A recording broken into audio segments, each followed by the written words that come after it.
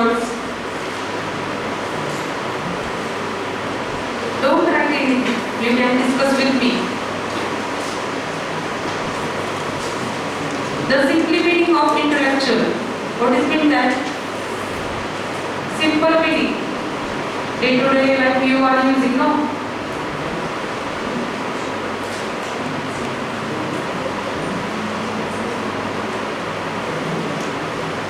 मराठीतून सांगू शकता.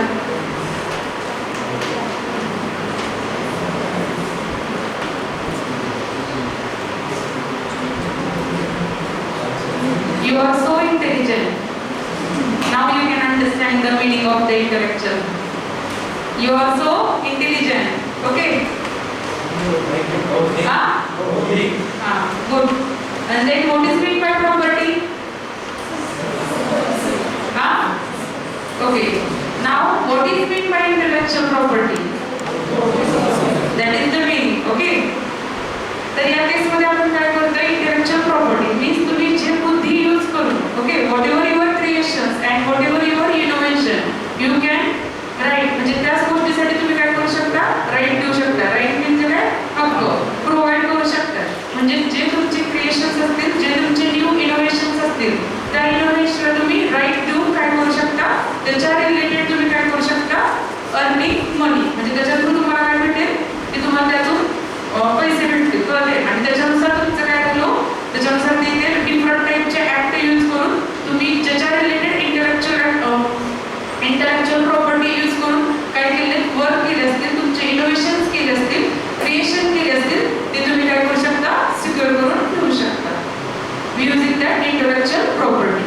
Okay, for example here in the intellectual property we can separate out in different sectors. First one, patent. Do you heard what is meant by patent? What is meant by patent? Patent is related to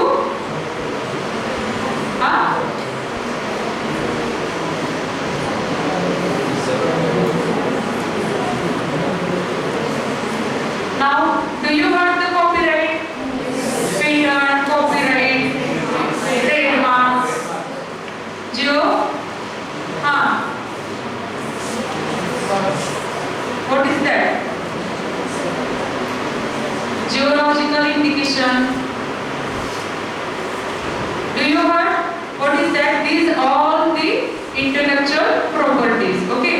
या different sector मधून आपण काय करू शकतो हे 5 sector मध्ये तुम्ही use करून तुमचे जे क्रिएशन्स असतील न्यू इनोव्हेशन्स असतील ते तुम्ही काय करू शकता सिक्युअर करून ठेवू शकता फॉर एक्झाम्पल पेटंट कधी यूज करू शकतो जर पेटंट तुम्हाला यूज करायचं असेल तर तुमचं पर्टिक्युलर डिझाईन असेल डिझाईनचं असेल किंवा तुम्ही एखादा प्रोजेक्ट करत असाल त्या प्रोजेक्टमध्ये तुम्ही डिफरंट टाईपचे डिझाईन वगैरे केले असतील या आधी इंडस्ट्रियल डिझाईन साठी आपण काय करत होतो पेटंट हे ऍप्लिकेबल करत होतो पण आता काय केलेले हो इंटेलेक्चुअल प्रॉपर्टी यूज करून आपण काय करतोय पेटंटला ऍप्लिकेबल होऊ शकते आता हे patent how many years it is valid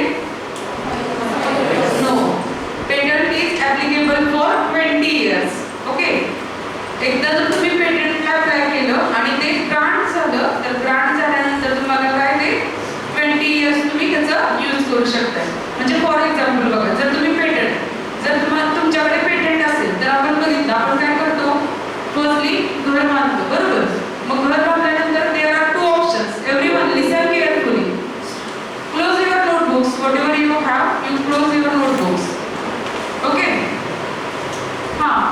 सांगा आपण काय करतो आपलं काय करतो घर असतं त्या घरामध्ये काय हो तुम्ही काय करू शकता एकतर स्वतः राहता किंवा काय करता तुम्ही दुसऱ्यांना देता सेम तसं जर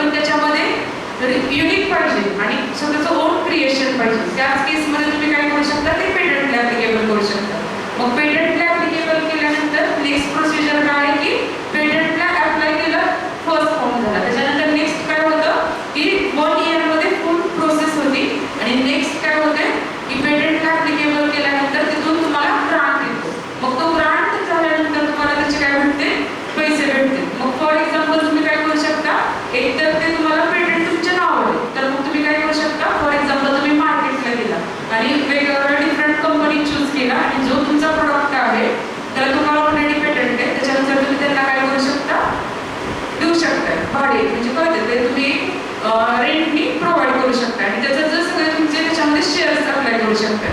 फॉर एक्झाम्पल तुमचं जे काही बेनिफिट्स असतील, तुमचे काही जे शेअर्स असतील ते तुम्ही काय करणार, कंपनी बरोबरचं डील करून आणि तुमच्या स्वतःचं डील करून काय करू शकता, त्याचा प्रॉफिट हायर करू शकता. जर वाटलं की नाही तुमचे स्वतःचे ओन स्टार्टअप क्रिएट करायचे तर त्या पेटंटवरनं बरं तुमचे स्वतःचे ओन स्टार्टअप तयार करून तुमची स्वतःची कंपनी इस्टॅब्लिश करून तुम्ही त्याचं काय करू शकता, सगळे बेनिफिट्स घेऊ शकता. कळते? हे पेटंटनी ॲप्लिकेबल होते.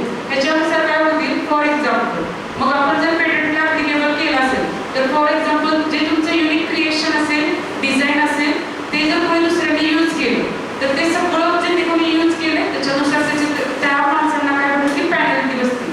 ते तुम्हाला त्यांनी सगळे तुम्हाला काय देते, पैसे देते. जेवढं तुमचा बिझनेस झाला असेल, जेवढं त्यांचं मार्केटिंग झालं असेल आणि ते तुमचं आहे. असं तरी दुसऱ्यांनी त्याचं मिसयूज केलं असेल किंवा त्याचा यूज केला असेल, यूज अथवा मिसयूज काही पण केलं असेल, पण त्यांनी ते आपलं डिझाईन काय केलेले, घेतलेले. त्याच्यामुळे त्याला त्याची काय भरावी लागते, पॅनल्टी, आणि सगळे तुम्हाला त्याची काय भेटते, सगळे अमाऊंट जे असते ते तुम्हाला ॲज इट इज भेटून जाईल.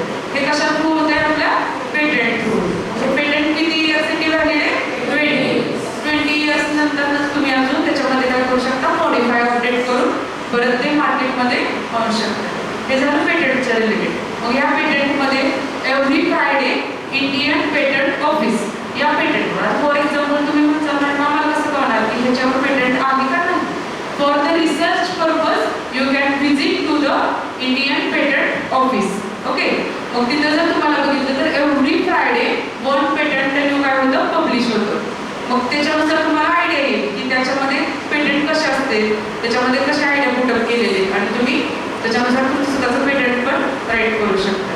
कळतंय? 20 इयर्स त्याच्यानुसार मग form number 1, form number 16, form number 13 likewise different form आहेत आणि ते फॉर्म तुम्ही फिलअप करून आणि त्या फॉर्मनुसार चार्जेस पण असतात आणि ते चार्जेस पे करून पेटंट तुमच्या नावावर ॲप्लिकेबल करू शकता. आता या केसमध्ये आपल्याला आपलं कॉलेज सुद्धा काय करतं, 100% रिफंड देते. म्हणजे तुम्ही एकदा अप्लाय करा, प्रोसेस करा आणि ते प्रोसेस केल्यानंतर कॉलेज आपल्याला परत एकदा रिफंड करतं पेटंटचे फॉर्मची जी फी भरलेली लाईकवाईज. ऑलरेडी आम्ही स्वतः पेटंट पब्लिश केलेले आणि आमचं कोणतं पेटंट आहे, ऑटोमॅटिक पेट फीडर. मग या ऑटोमॅटिक पेट फीडरमध्ये आम्ही काय केलं, जे आमची डिझाईन असेल, जे आमचं पेटंट आहे आणि जेव्हा तुम्ही पेटंट करत असाल तेव्हा त्या केसमध्ये तुमचं पेटंट पब्लिश झाल्याशिवाय किंवा ग्रांट झाल्याशिवाय ते रिसर्चला टाकायचं नाही. म्हणजे for example what is mean bye research, publication. You know the meaning of publication. बघा तुम्हाला काय सांगितलेलं असतं की तुम्ही पेपर पब्लिश करा. जर तुमच्या पेटंटच्या रिलेटेड कोणती पण स्ट्रॅटेजी असेल तर ती पब्लिश करायची नाही, म्हणजे रिसर्चला वगैरे. म्हणजे एखादा तुमचा पेपर असेल त्या पेपरमध्ये तुमची आयडिया पुट करायची. जर तसं केलं तर ते काय होते, जरी स्वतःच असेल तरी पण ते ग्रांट करत नाही, का तर ऑलरेडी ते एक्झिस्टिंग आहे त्यामुळे सगळेजण यूज करतात. त्याच्यामुळे जेव्हा तुम्ही पेटंटला ॲप्लिकेबल करत असाल तर ती आयडिया दुसऱ्याला सांगायची, तुमच्या ओन ठेवायची. त्याच्यानुसार त्याचं सगळं काम झाल्यानंतरच तुम्ही ती दुसऱ्यांना शेअर करायची आणि त्याच्यानंतरच पुढे ते प्रोसेड करायचं. आणि त्या केसमध्ये पण तुम्ही पब्लिकेशन त्या प्रोसेसवर, पेटंटच्या प्रोसेसवर करायचं नाही. म्हणजे पब्लिकेशन मीन्स काय की पेपर रिसर्च जो असणार आहे तुमचा, तुम्हाला सांगतात MBA आहे, तुम्ही लास्ट इयरला असाल फॉर एक्झाम्पल किंवा काय असेल ते बघा, त्याच्यानुसार तुम्हाला सांगते तुमचे जे प्रोजेक्ट आहे त्या प्रोजेक्टवर काय करा, पेपर राईट करा. बरोबर, त्या केसमध्ये ज्यांनी पेटंटला ॲप्लिकेबल आहे त्या स्टुडंटनी काय करायचं नाही, पेपर पब्लिकेशन करायचं नाही. त्या केसमध्ये तुमचं पेटंट होऊ शकत नाही. ओके, मग हे झाला सगळा पेटंटचा पार्ट.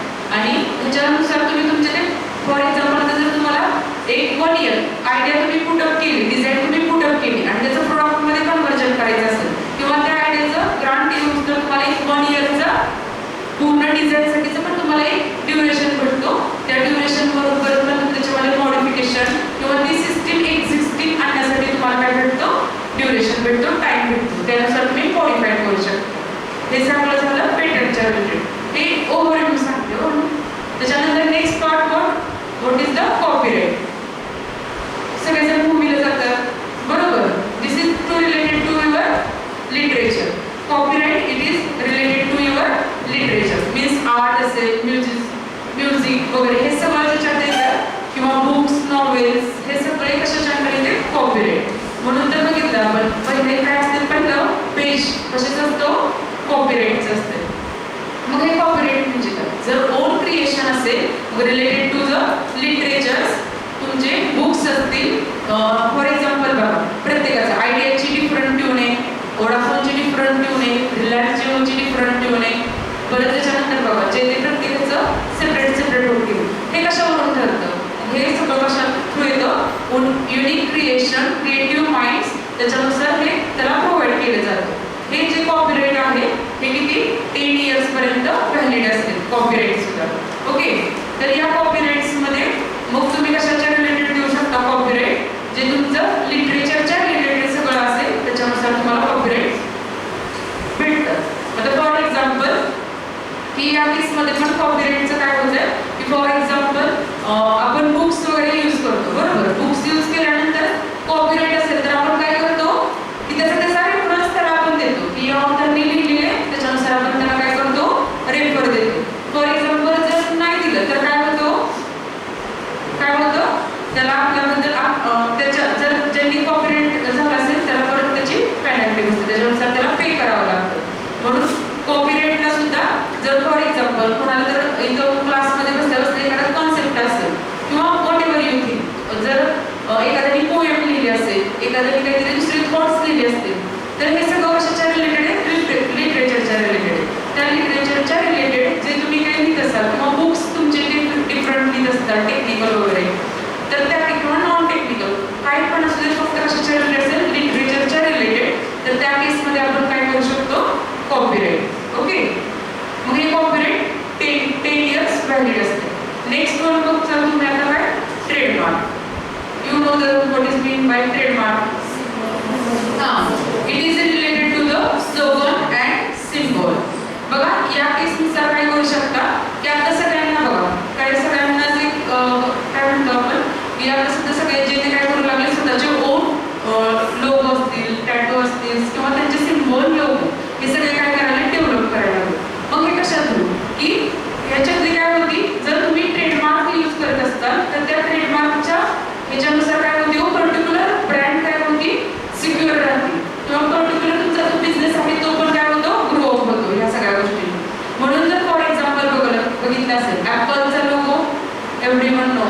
ओके, त्याच्यानंतर काय थम्स अप बघा, coca cola, different logo different स्लोगो. लाईकवाईज एअरटेलची पण परत एअरटेलचा लोगो वेगळा, रिलायन्स जिओचं सिम्बॉल्स वेगळे, त्याच्यानंतर स्लोगन्स वेगळे. हे सगळे कशा थ्रू येतो, तुमचे trademark. Why we use the trademark, identification of the particular product किंवा त्यांच्या related all information storing purpose, त्यासाठी आपण काय यूज करतो, ट्रेडमार्क. मग या केसमध्ये फॉर एक्झाम्पल जर तुम्ही तुमचे स्वतःचे बिझनेस स्टार्टअप करत असाल किंवा तुमचं प्रोडक्ट वगैरे डेव्हलप करत असाल, तर या केसमधून जर तुम्हाला स्वतःचे ओनच्या मार्फत स्टार्ट करताय, मग पर्टिक्युलर एक युनिक डिझाईन किंवा एक सिम्बॉल्स डिफरंट यूज करून किंवा स्लोगन डिफरंट यूज करून तुम्ही स्वतःचं काय करू शकता, स्लोगन पण तयार करू शकता किंवा सिम्बॉल्स पण यूज करू शकता. आणि ते तुम्ही काय करणार आहे, परत ॲप्लिकेबल करू शकताय कुठं, ट्रेडमार्क. मग या ट्रेडमार्कमुळं काय होतं की फॉर एक्झाम्पल तुमचा सगळा डेटा जो असणार आहे तो सिक्युअर राहणार आहे.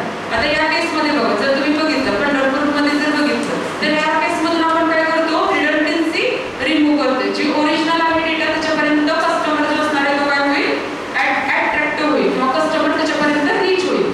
जे डुप्लिकेट आहेत ते आपण ह्याच्यातून काय करतोय, रिमूव्ह करतो. फॉर एक्झाम्पल बघा आजकाल सेम काय होते, सेम नेम असलेले पण काय होते भरपूर सगळे यूज होते. मग या केसनुसार परत आपण काय बघतो, आज पर्टिक्युलर तुम्हाला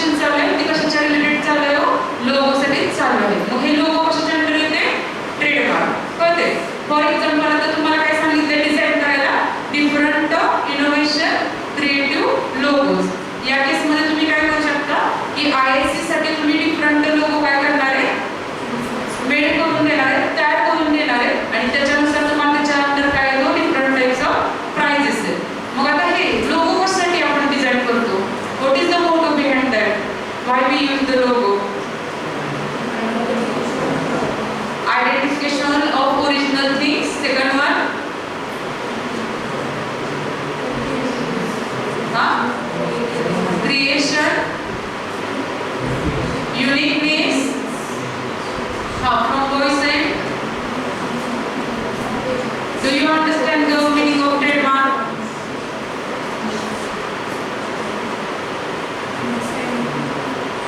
This is usually in rural region, this is usually in global region, this is usually in local area.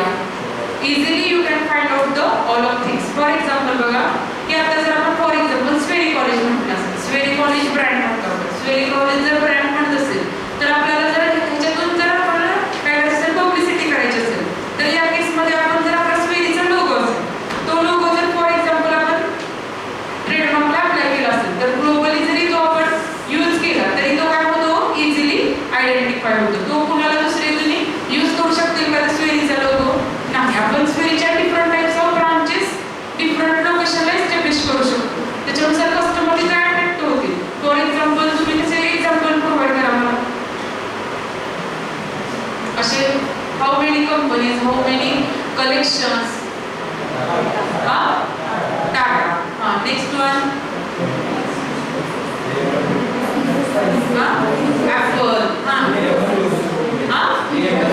Infosys. These are the companies or nothing else. दुसरा पण तुम्ही सांगू शकता कुठली कंपनीच्या रिलेटेड नाही. BMW च्या रिलेटेड ज्यांची कारच्या मॅन्युफॅक्चर असते किंवा त्यांचे पण बघा डिफरंट आपण काय होतो की जे तुमची कार्स असतात त्यांची क्वालिटीचा प्रत्येक काय होते डिफरंट व्हॅल्यू होते सिम्बॉल्स. ते पण तुम्ही डिझाईन करू शकता. ॲज अ हे आपण कशासाठी बघतोय की तुमचे जे MBA तुम्ही काय करता MBA यूज करता तुमच्या मार्केटिंग रिसर्च मध्ये कसं याचा युजफुल होईल. What is the useful trademark कशासाठी तुमचं यूज होईल?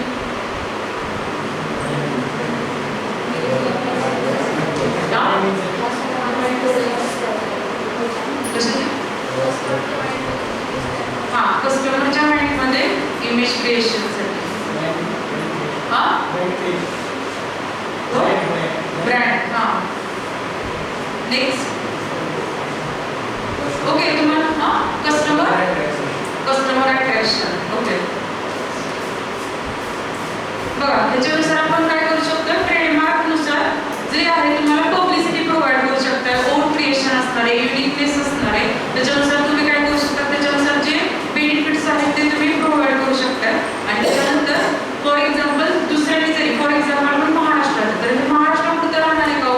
महाराष्ट्रानंतर नेक्स्ट फॉर एक्झाम्पल गुजरात असेल, इकडं कर्नाटक असेल, पण तिकडं उत्तर प्रदेश असेल, UP, बिहार, कर्नाटक, हिमाचल प्रदेश हे सगळं काय होणार आहे. इव्हन अमेरिका ग्लोबल वाईज आपण काय करू शकतो इंटरकनेक्टेड होऊ शकतो, कनेक्टेड होऊ शकतो ग्लोबल वाईज. आणि त्याच्यानुसार तुम्हाला सगळे काय भेटते ऑथॉरिटी भेटते आणि त्याच्यानुसार आपण सगळं काय करणार आहे ऍक्सेस करणार आहे. कळते म्हणजे ट्रेडमार्क जर तुम्ही केलं असेल तर ग्लोबली तुम्ही कनेक्ट होत आहे not locally.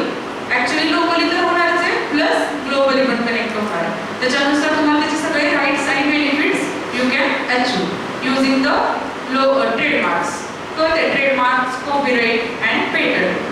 And now next geological indications. Now do you heard the recently add the geological indications? भौगोलिक मानांकन म्हणतो आपण त्याला मराठीत.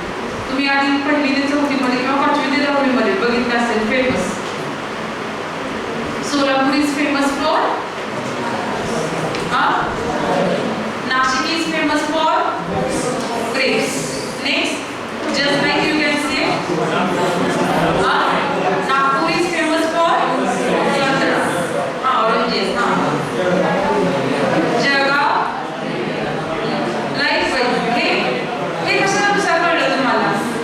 तर दिस इज फॉर द कळते हे तुम्ही कशा थ्रू करताय तर geological indications. Geological indications means what त्या भौतिक प्रदेशातून किती उत्पन्न तुम्ही काय करताय ट्रेस करताय आणि ते तुम्ही मार्केटिंग मध्ये काय करू शकताय डेव्हलप करू शकताय. मीन्स फॉर एक्झाम्पल जर तुम्हाला पंढरपूरमध्ये एखादी गोष्ट पॉप्युलर करायची असेल तर ती पॉप्युलर करण्यासाठी त्याचं पूर्ण काय केलं जातं सर्वे केला जाणार आणि त्या सर्वेनुसार तुम्ही काय करणार आहे की त्यातली एखादी फेमस गोष्ट जी पंढरपूरमध्ये होऊ शकते आणि ती युनिक आहे आणि त्याच्यानुसार तुम्ही त्याला काय देणार आहे मानांकन. For example recently we have add तुळजापूरचं जिओलॉजिकल म्हणजे भौतिक मानांकन भेटलं त्यांना. भौगोलिक मानांकन कोणतं?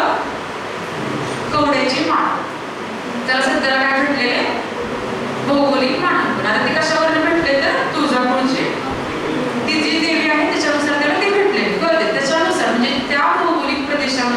त्याच्यामध्ये जे आहेत गोष्टी आणि त्याचं जास्त जर प्रोडक्शन, फॉर एक्झाम्पल आपण जर आपल्या भाषेत बघितलं तर त्याचं प्रोडक्शन रेट त्या एरियामध्ये काय जास्त आहे, इन्क्रीज आहे, त्याच्यानुसार आपण त्याचे काय घेऊ शकतो, बेनिफिट्स घेऊ शकतो. त्याच्यामुळे तिथं काय झालं, पॉप्युलर झाले. आणि तिथं पॉप्युलर होण्याचं काय असेल तर त्याच्यानुसार त्याचे सगळे जे पॅरामीटर्स आहेत, त्याचे सगळे जे ऑल द थिंग्स असतील त्याच्या रिलेटेड, ते तिथं काय इझिली अवेलेबल होते.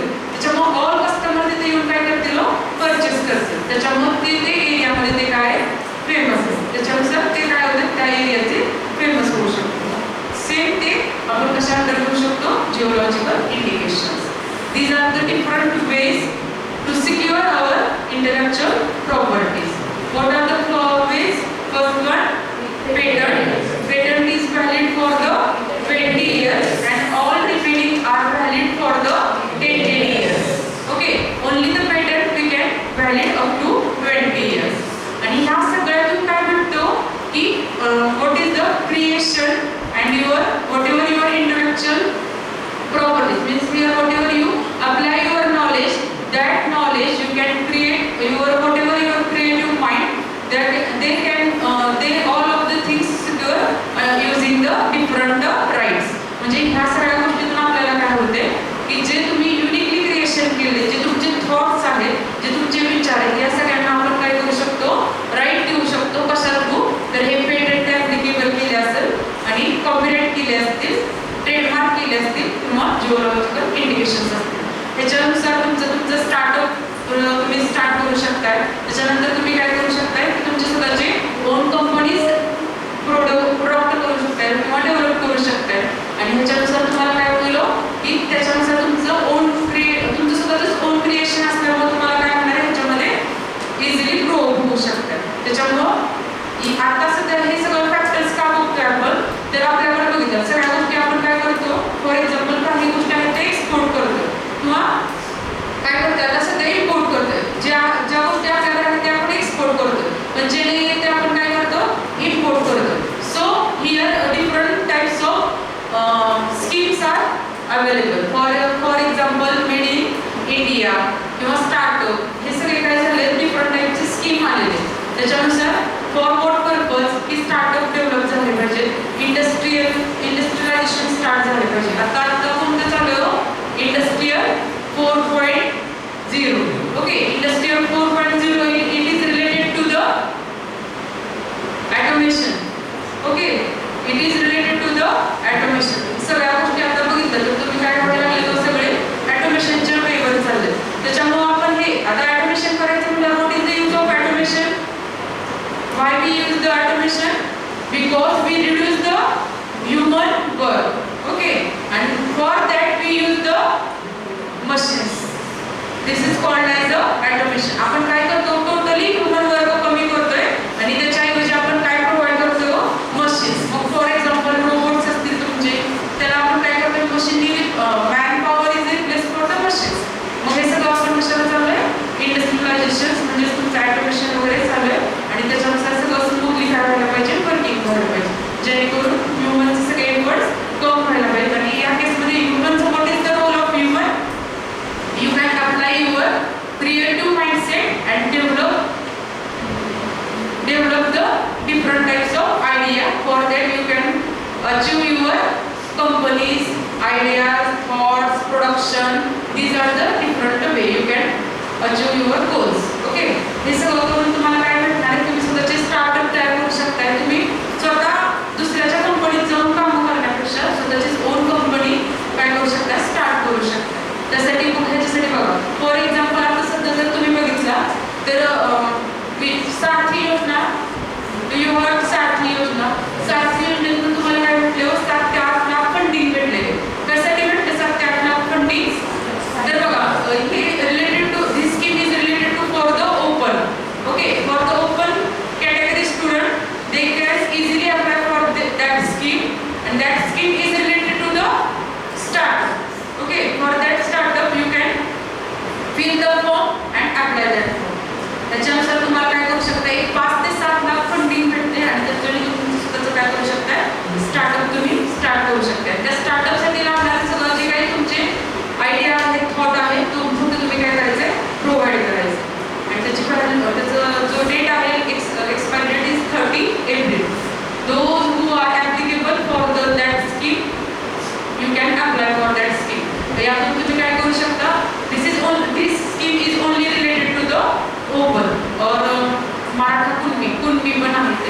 त्याला तुम्ही अप्लाय करू शकता, जे स्टुडंट ॲप्लिकेबल आहे. Any doubt you can ask related to this intellectual property.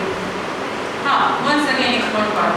For example, here one thing is happen.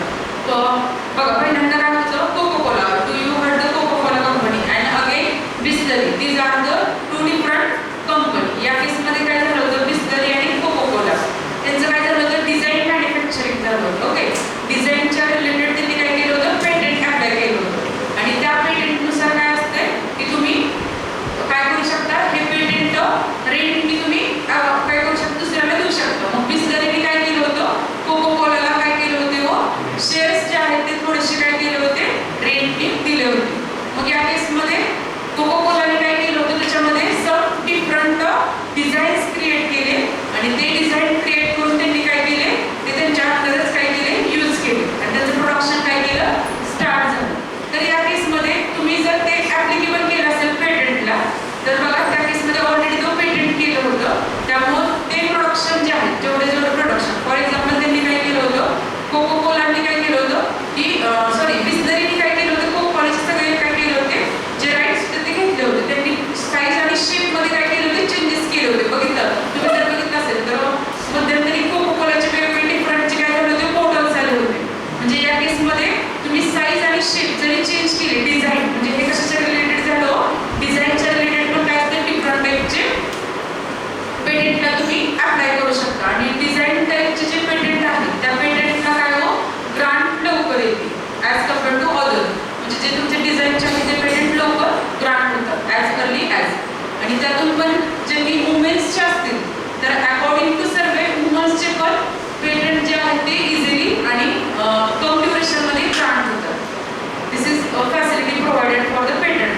मग या केसमध्ये काय झालं होतं की ऑलरेडी बिस्लरीचे ऑलरेडी ग्रांट पेटंट होतं, पण त्यांनी काय केलं होतं, कोका-कोलाने त्याच्यामध्ये मॉडिफिकेशन करून त्यांचे प्रॉडक्ट सगळे काय केले होतं, यूज करून मार्केटिंगला केले होते. मग हे नंतर काय झालं, जो ओनर आहे त्या कंपनीचा त्या ओनरला कळलं. मग त्यांनी काय केलं, त्याच्यानुसार ते 1970 हा पेटंटचा काय ऍक्ट आहे, ह्या ऍक्टनुसार त्यांनी काय केलं, त्याच्यामध्ये अजून सब ऍक्ट असतील त्याच्यानुसार त्यांनी काय केला, क्लेम केला. आणि क्लेम केल्यानंतर त्यांनी सगळं ते पेटंटचे ऍक्ट वगैरे दाखवले. आणि जेवढा कंपनीने पब्लिसिटी केली होती, जेवढं त्यांनी मार्केटिंग सर्वे केला होता, जेवढे प्रोडक्शन त्यांनी काय केले होते, यूज केले होते, त्या सगळ्यांचं त्यांना काय करायला लागलं, जी बिस्लरी किंवा जी बिस्लरी होती त्या बिस्लरीला त्यांना काय द्यावे लागले, सगळे त्यांचे पैसे रिफंड द्यावे लागले. हे because of what happen, because त्यांनी ऑलरेडी रजिस्टर करून ठेवलं होतं पेटंट बिस्लरी. पण हे बिस्लरीने काय यूज केलं होतं, त्यांचं क्रिएटिव्ह माइंड अप्लाय केलं नाही, त्याच्यामध्ये कशात झालं नाही, त्यांचं मार्केटिंगला त्यांनी कमी पडले. बरोबर. पण कोका-कोलावर काय नव्हतं, डिझायनिंग नव्हतं, पण त्यांनी काय केलं होतं, दुसऱ्यांचं कॉपी करून त्यांनी काय केलं, मार्केटिंग प्रोडक्शन रेट काय केला, इन्क्रीज केला. आणि त्याच्यानुसार त्यांनी काय केलं होतं, सगळं भेटलं. पण ते त्यांच्याकडे होतं का, त्यांनी पेटंट ॲप्लिकेबल केलं नव्हतं. त्याच्यामुळे कोणाचं सिक्युअर राहिलं, बिस्लरी. त्याच्यानुसार बिस्लरीने सगळे जे राईट्स आहेत त्यांना भेटले आणि ते पूर्णपणे काय झालं, युजफुल झालं. हे सगळे म्हणून आपण जी इंटेलेक्चुअल प्रॉपर्टी आहे, जे स्वतःचं ओन क्रिएशन आहे, क्रिएटिव्हिटी आहे, त्याला आपण काय करू शकतो, राईट देऊ शकतो. त्याच्यानुसार हे डिफरंट टाईपचे intellectual property rights day to day लाईफमध्ये आपण यूज करतो. त्याच्यानुसार ते यूज होऊ शकतो. मग हे तुम्ही तुमच्या डिपार्टमेंटमध्ये किंवा तुमचे जे डिफरंट टाईप प्रोजेक्ट असतील, तुम्ही स्वतःची कंपनी स्टार्ट करणार असाल किंवा तुमचं डिफरंट टाईपचे स्टार्टअप स्टार्ट करणार असतील, तर त्यासाठी डिफरंट टाईपचे तुम्ही ट्रेडमार्क यूज करू शकता. Using the trademarks you can score your slogan and your logo using the trademarks. And for the patent you can use for your product design. जे तुम्ही प्रोडक्ट डेव्हलप करणार आहे त्या प्रोडक्टचं ऑलरेडी डिझाईन असेल, त्या डिझाईननुसार काय करू शकता, तुमचं प्रोडक्ट सिक्युअर करू शकता आणि त्याच्यानुसार तुम्ही त्याचे सगळं बेनिफिट्स घेऊ शकता. If you have any query, you can ask.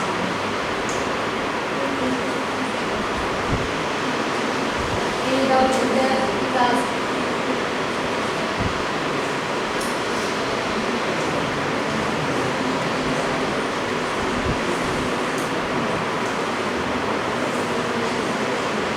Okay, no query?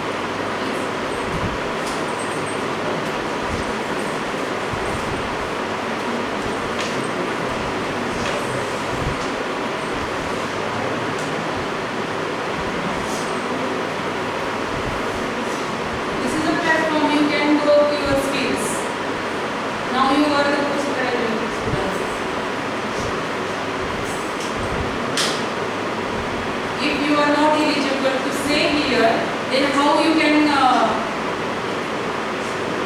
identify your customer? What is the expectation? What is the market scenario? You are the MBA student, no? Communication is for your, this is the part of your MBA. You are like